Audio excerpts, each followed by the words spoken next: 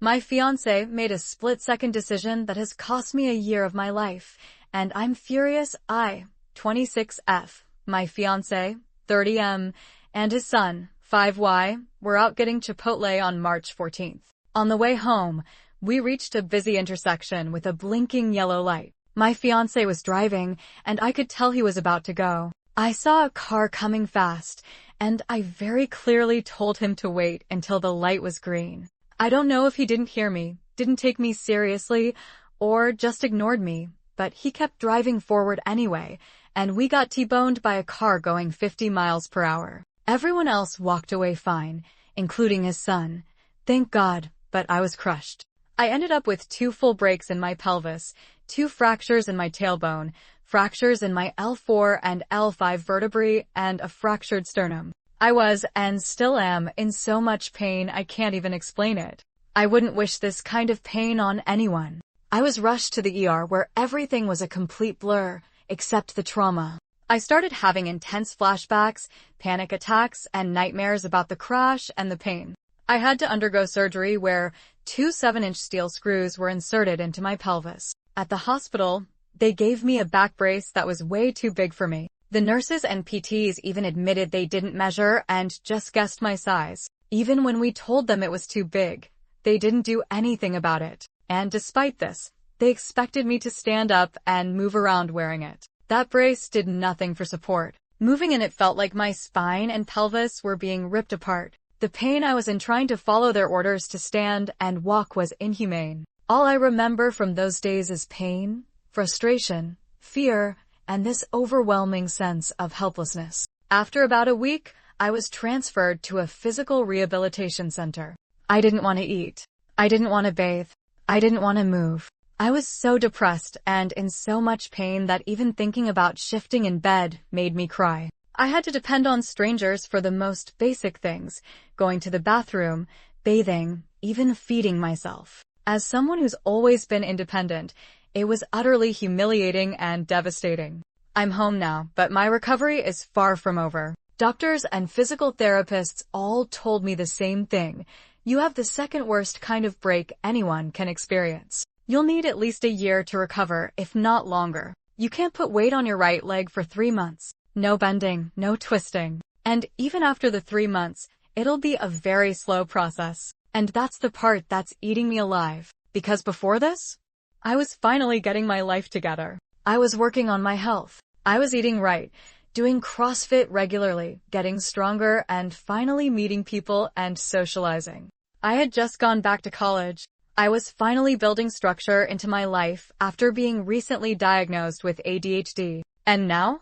It's all on hold. I can't work out. I can't leave the house unless it's for a doctor's appointment. I can't do anything by myself. And it feels like I lost everything I was working so hard to build. And even though my fiancé has been supportive through all of this and is helping take care of me, I'm so angry at him. I told him.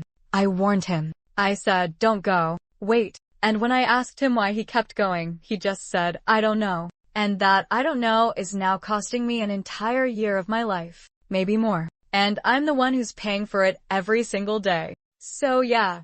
I just needed to get this off my chest. I feel trapped in my own body. I feel like I'm grieving the life I could have had this year. I feel angry, sad, helpless, and I'm just trying to make sense of it all. But mostly, I just want my life back. I know this is temporary. I know I'll eventually recover. But losing a year of my life, my sense of normalcy, and my peace of mind is really, really rough. If anyone has any advice on how I can work on this, or maybe even share their own experiences similar to this one, I'd greatly appreciate it. 7 hours later update. I honestly didn't expect my post to receive this much attention.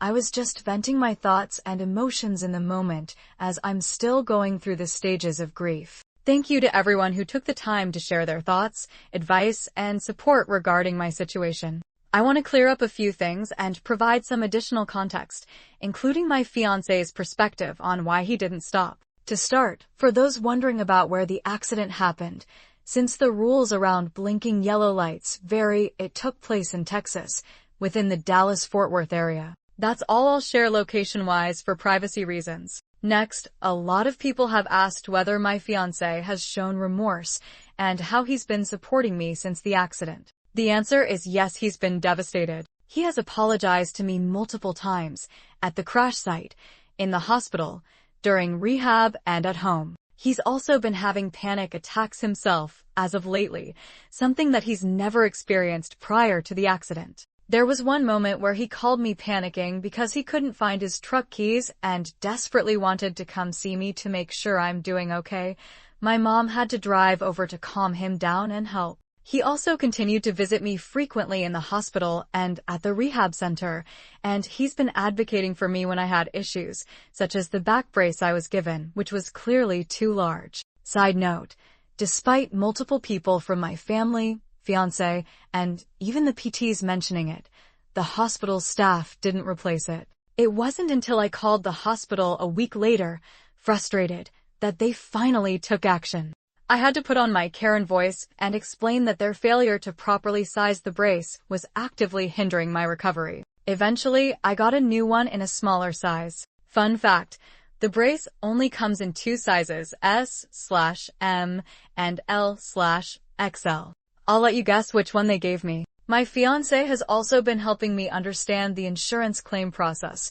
From what we know, I may be looking at around $100,000. Additionally, at home, he's made sure I have what I need to recover. He just bought me a $300 plus bed frame that moves up and down similarly to the hospital beds I was used to because I can't move up and down as normally without feeling pain or being at risk of re-breaking something. He's also been cooking for me and for my visiting family, helping me clean up, assisting with daily tasks, and has made it clear he doesn't expect me to lift a finger and only wants me to focus on healing. He's even told me how he's going to halt his plans on expanding his side business so that he can spend more time tending to me during my recovery. With this said, I've seen a lot of comments saying I should leave him or even sue him, calling him arrogant or careless. I understand those reactions, but looking back, I would have to admit that this was an honest mistake that anyone could make at any time of the day at any point of time. A bad mistake?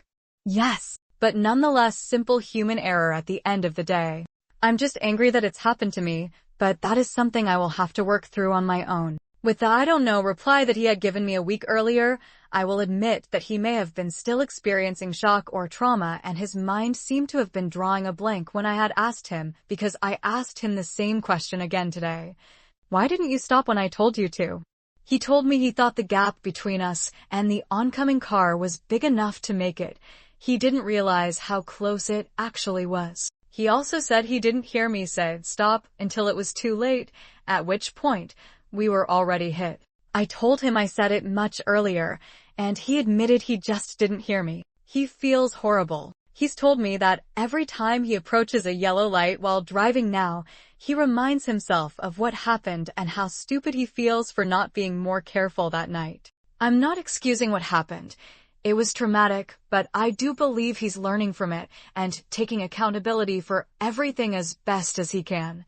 I'm just the angry, bitter one that is needing to work through my emotions and grief that I'm experiencing because of the accident. That said, I've resumed individual therapy, weekly now instead of monthly, and I had my first session since the accident as of yesterday, and my fiancé and I will be attending couples counseling together. Yes, I plan on staying with him. I know a lot of you are coming from a place of concern and care, and I truly appreciate that. At the same time, I want to gently remind everyone that I'm a real person going through a very real and painful experience. What I shared was raw and vulnerable, not a call to be judged or attacked. It's okay to disagree with how I'm choosing to move forward, but please remember I'm the one living this day by day. Healing, both physical and emotional, isn't linear, and I'm doing the best I can. Thank you again for the overwhelming response. I'm reading as many comments as I can, even if I can't reply to everyone. Please continue to take care of yourselves and those you love. Hold anyone you care about closely to you because when you least expect it, life can change in an instant.